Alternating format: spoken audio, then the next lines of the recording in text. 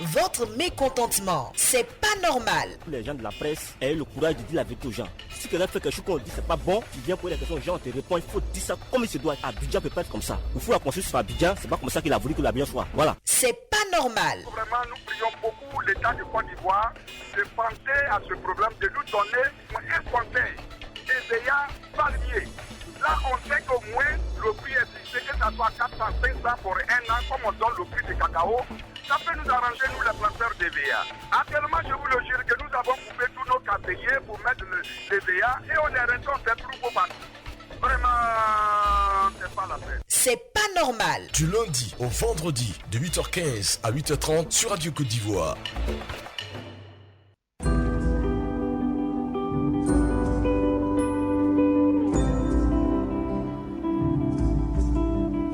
Excellent jeudi, madame, messieurs, bonjour, bienvenue dans C'est pas normal sur Radio Côte d'Ivoire. Technique Valentin Kwasi au standard Aïssata Koulibaly, votre Estelle Assoumou est au micro pour nous joindre deux numéros que nous mettons à votre disposition 27 20 21 44 48 27 20 24 27 87. Vous pourrez partager avec nous vos difficultés ou sinon crier votre ras-le-bol par rapport à une situation qui vous déplaît. Monsieur Yao Olivier, bienvenue. Bonjour. Oui, bonjour madame. Vous nous appelez de Saint-Fra. J'appelle de Saint-Fra. On vous écoute. Je voulais... C'est pas normal au collège Djedje Bagnon de Saint-Fra. Collège Djedje Bagnon de Saint-Fra. Oui. Qu'est-ce qu'il se passe? Bon, nos enfants ont été affectés dans cet établissement sous le nom de Collège Salomon. Mm-hmm. Maintenant, il s'est avéré que la rentrée dernière, ils ont changé le nom de collège Djedje Bagnon. Mm-hmm. Bon, paraît-il qu'il y a eu, comme on appelle, un problème entre les deux fondateurs. Mm-hmm. Maintenant, après le règlement de ce litige-là, le collège Djedje Bagnon qui a eu raison. Mm-hmm. Et cette année, Djedje Bagnon a pris les rênes de ce collège, de l'établissement. D'accord. Anciennement appelé Collège Salomon de Saint-Fra. Oui, anciennement appelé Salomon. D'accord. Voilà. Mm-hmm. Maintenant, cette année, ils ont pris les rênes et les élèves affectés de l'État les parents doivent débourser comme on appelle, 51 000 francs en plus de, comme on appelle, de la subvention que l'État donne. Mm-hmm. Je trouve ça anormal. Sinon, en principe, vous devez payer combien? L'année passée, on payait 30 000 francs. La base fixée au niveau de Saint-Fra, c'est 30 000 francs. 30 000 francs. Maintenant, cette année, ils ont augmenté de 21 000 francs, ce qui fait à 51 000 francs. 51 000 francs à cause de la mutation. Anormal. Mm-hmm. Surtout que, comme on l'appelle, le sol a tout ravagé les plantations d'ici. Mm-hmm. Vraiment, ça constitue un frein pour nos... C'est ça, pour la scolarisation des enfants. Alors, est-ce que vous êtes allé rencontrer M. Le Drain pour expliquer la situation? Est-ce que vous avez rencontré Le Drain pour lui exposer le problème que vous rencontrez? Bon, comme j'ai appelé même le directeur des études, il m'a dit que vraiment, ils sont venus, ils ont le directeur des études... Non, je ne parle pas du directeur... Vraiment, après le règlement de la litige, ils ont eu tort. Donc, ceux qui étaient venus, Djedje Bagnon qui étaient venus, ils ont tout augmenté. J'ai très bien compris. Oui. Je demande, est-ce que vous avez rencontré le Drain? Non. Monsieur le Drain, au niveau de Saint-Fra? Oui. Certainement qui n'ont pas eu vent de la situation qui prévaut en ce moment au collège Djedje Bagnon, anciennement collège Salomon de Saint-Fra. Donc, avec les parents d'élèves, vous pourrez constituer une petite délégation. Allez rencontrer le Drain et lui faire part de ce qui se passe. Hein. Il trouvera certainement la solution. Nous sommes un peu éparpillés là, c'est pour ça raison. Mais vous-même, vous pourrez aller le rencontrer. Vous êtes déjà un parent d'élève. Vous êtes dans la situation, vous pourrez le rencontrer. On fera de notre mieux. Alors, est-ce que vous êtes à Saint-Fraville? Non, je suis au campement. D'accord, au campement, d'accord. Mais écoutez, ce sont des autorités et ils reçoivent tout le monde. Allez déjà exposer la situation. Peut-être que vous serez celui-là qui va aider tous les autres parents. D'accord? Sinon, vraiment, si on fait voilà. pas ça, si vous ne faites rien... S'ils augmentent comme ça, là, ça sera un frein pour la scolarisation. On comprend très bien. Donc, ce que je dis, c'est l'inaction qui fait souvent qu'on reste dans ce genre de situation. Si vous ne faites rien, vous allez subir. D'accord? Okay. Si vous voulez que ça change, alors faites quelque chose. Prenez sur vous un jour d'arriver à Saint-Fra, d'aller à la draine, de rencontrer le draine, d'expliquer la situation. Ils vous diront, ils pourront vous orienter. D'accord? Merci, voilà, n'attendez pas les autres, prenez le taureau par les cornes et puis réglez la situation. D'accord? Allez, merci beaucoup. Monsieur Tahuron Nicolas, bonjour, vous êtes à Divo. Bonjour, d'accord, on vous écoute. Oui, je vous appelle de Divo Crézouké. Bon, ce matin, mon intervention est axée sur la reconnaissance et le remerciement.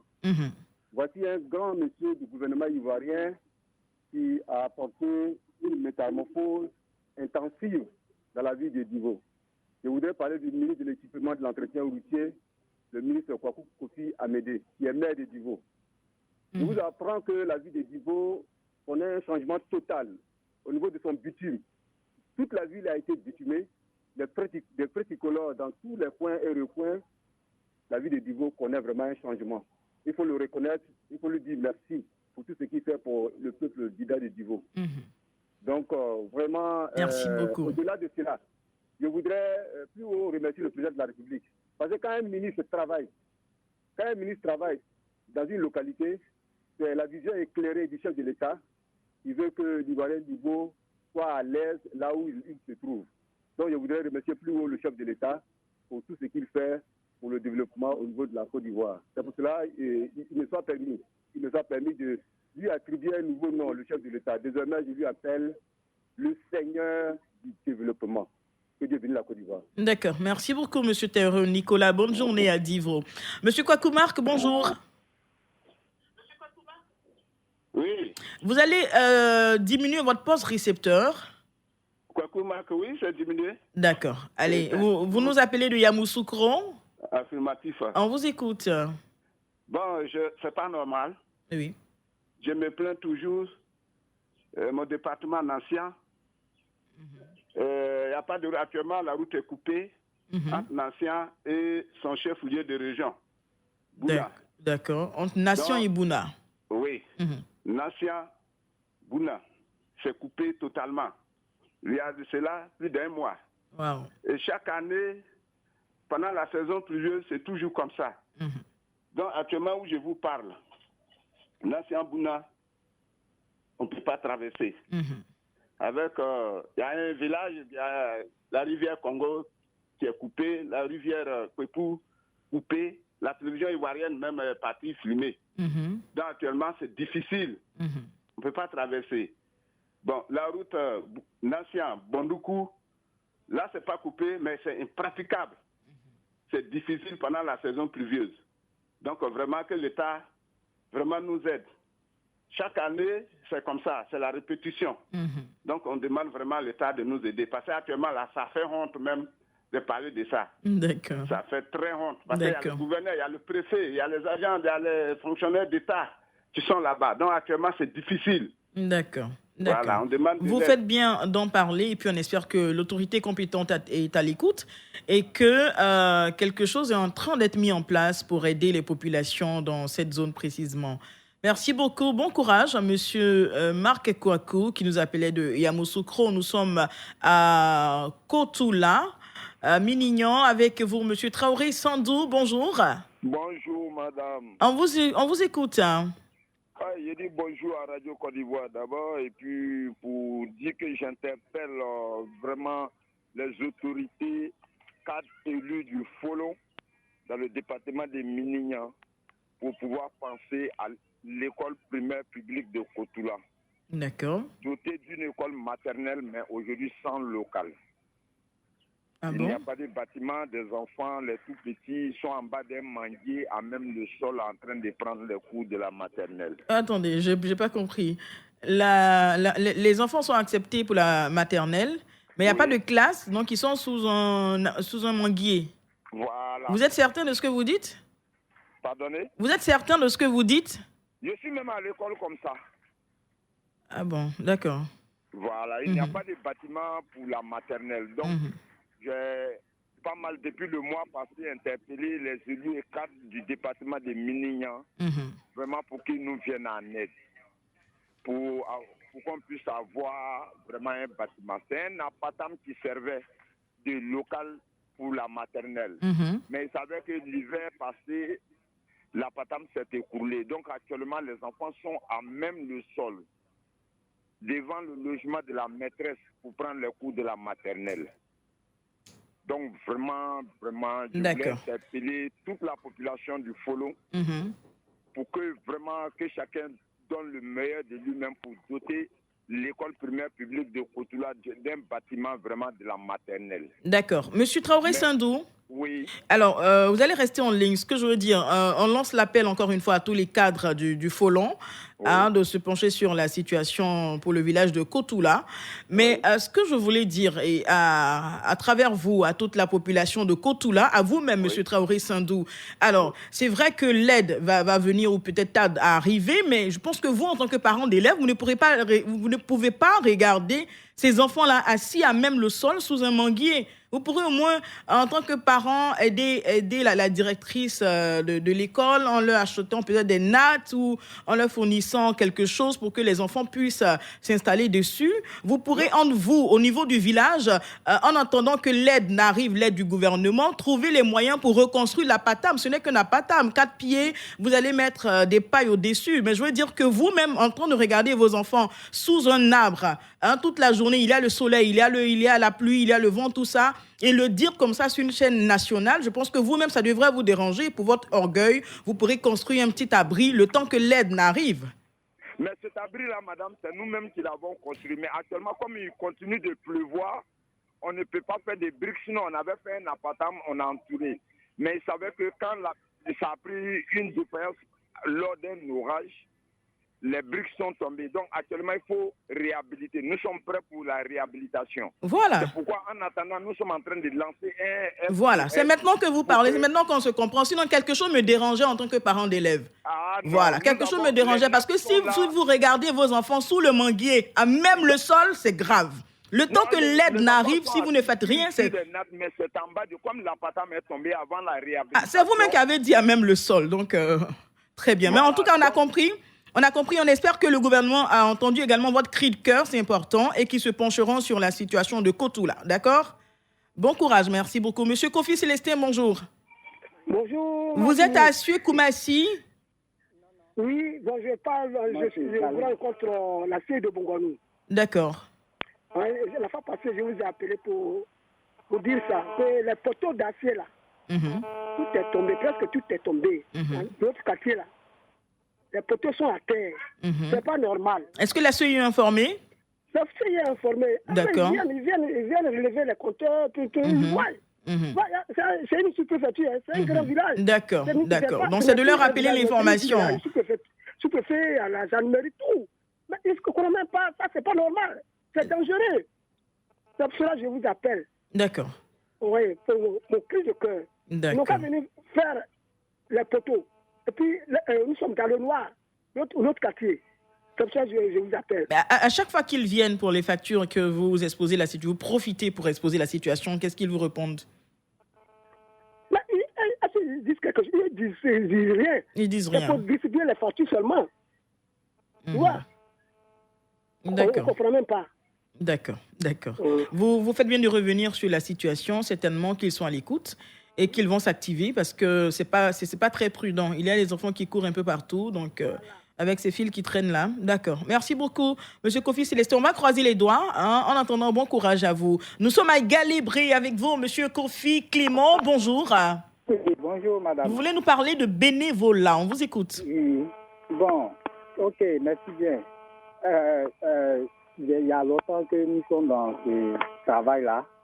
Donc, cette année, on a dit que c'est... Allons-y doucement. Vous êtes dans quel travail? Ça fait combien de temps? Il s'agit de quoi? Je suis enseignant bénévole au primaire. Vous êtes enseignant bénévole au primaire. Très bien. Voilà. Donc, cette année, le gouvernement a décidé que c'est eux-mêmes qui vont nous payer un peu. Voilà. Et avant, qui vous payait? Oui. Avant, qui assurait votre rémunération? Avant, c'était les parents d'élèves. C'était les parents d'élèves, d'accord. Donc, cette année, le gouvernement décide de prendre les choses en main. C'est ça. D'accord. Maintenant, ce qu'on ne comprend pas, on ne connaît même pas combien est-ce que nous allons avoir par mois.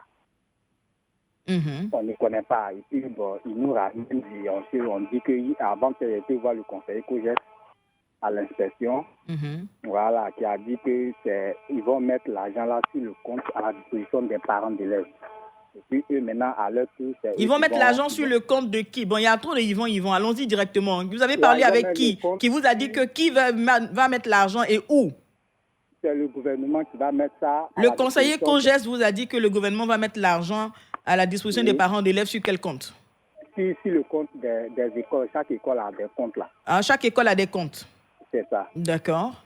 Voilà. Et c'est maintenant, à leur tour, maintenant, c'est eux qui vont nous payer, mais on ne connaît pas le salaire mensuel.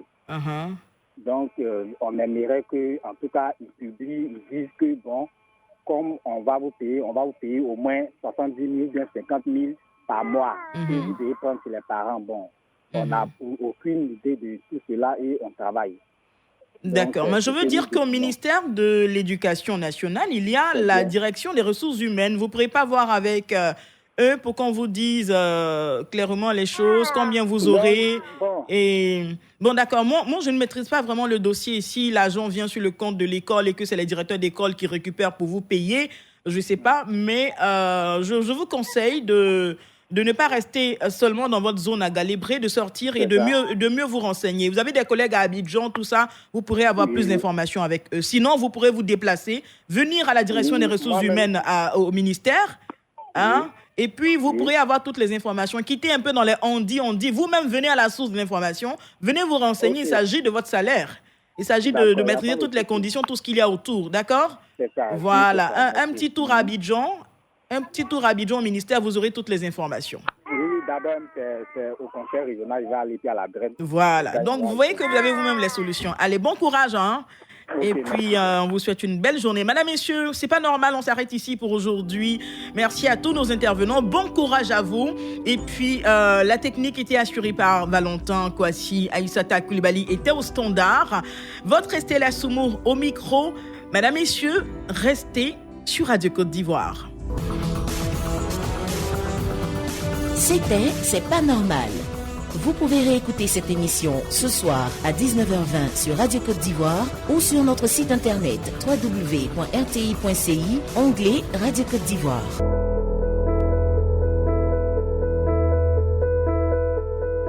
Radio Côte d'Ivoire prend soin de votre santé. Il est exactement 8h30. Retrouvons Djunibou Karamoko dans Santé au quotidien. Bonjour. L'ampoule apparaît le plus souvent suite à des frottements répétés. Par exemple, lorsque vous portez des chaussures pour la première fois et qu'elles sont un peu serrées. Pour éviter les ampoules aux pieds, essayez vos nouvelles chaussures quelques heures par jour, mais pas une journée entière. Portez toujours des chaussures en coton qui vont atténuer les frictions cutanées. En hydratant bien votre peau, en particulier les parties sensibles comme la face postérieure du talon et le côté du gros orteil, vous lui permettez de se régénérer et donc d'éviter de s'abîmer lors des frottements. Vous pouvez également porter un pansement préventif à l'endroit où les ampoules ont tendance à apparaître.